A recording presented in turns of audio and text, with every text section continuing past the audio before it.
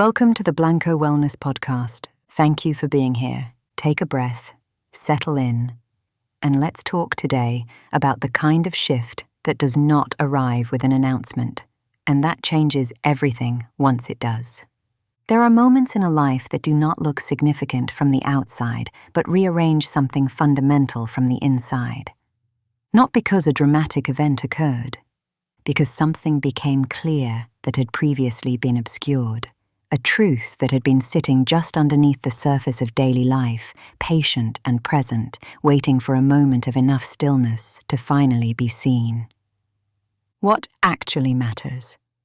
Most people assume they know the answer. The career, the money, the recognition, the achievement of the particular version of success, the environment around them has been modeling since childhood. Then something happens, sometimes a loss, sometimes an illness, sometimes simply a quiet afternoon in which the usual noise has briefly subsided, and the answer the mind has been giving begins to feel less like genuine conviction and more like a story inherited from somewhere else. The shift, when it comes, tends to move in a consistent direction.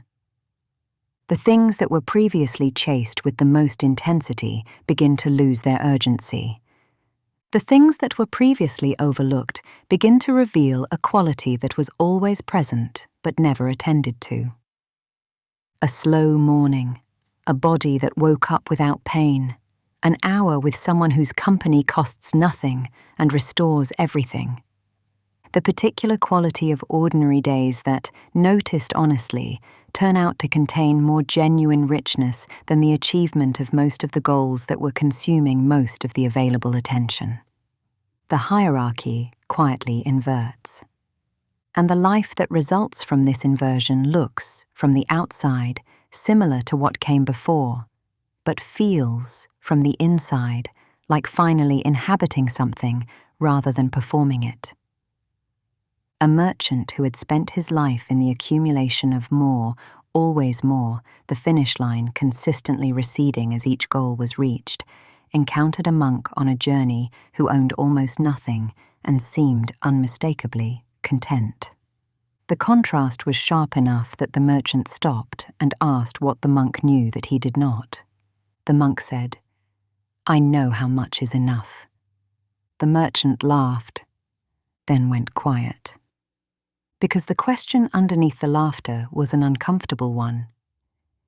Had he ever actually decided how much was enough?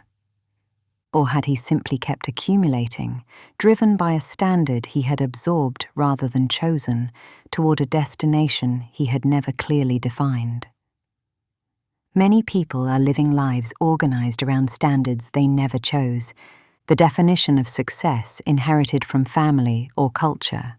The particular version of what a respectable and admirable life looks like that was absorbed before there was enough perspective to evaluate it. These standards are not necessarily wrong, but they were not selected.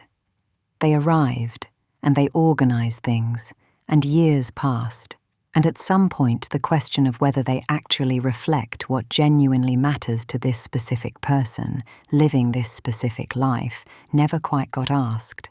Awakening often begins exactly there, in the asking of that question with genuine honesty rather than with a reflexive confirmation of what was already in place.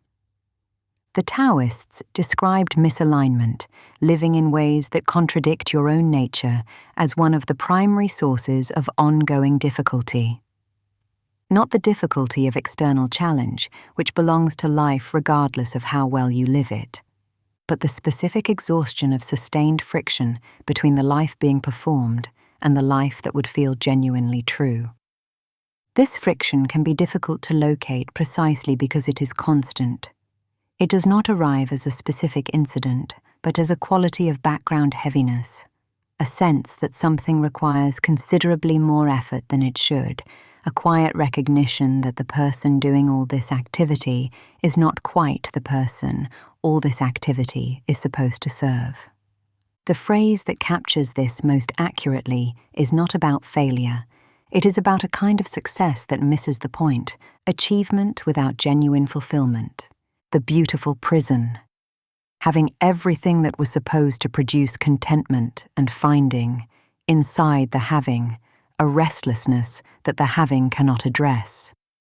Not because the achievements were worthless, because they were aimed at the wrong target, or at the right target by the wrong person's definition, or at something external when what was actually needed was something that no external arrangement could provide. Awakening, in the Buddhist sense, is not the acquisition of a new set of beliefs or the transformation into a different person. It is the clearing of what was obscuring clear sight, the removing of the dust from the window, the settling of the lake water, the returning of the mind to what was always present beneath the noise and the inherited assumptions and the habits of attention that had been directing energy away from what genuinely matters. The world does not change when the window is cleaned. What changes is the ability to see it clearly. This kind of seeing tends to be both liberating and uncomfortable. Liberating because what actually matters, seen clearly, tends to be more available and more present than the things that were being chased.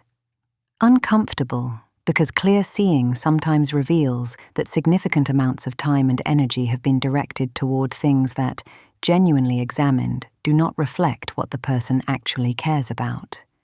Both parts of this deserve to be received honestly. The liberation points toward what is possible.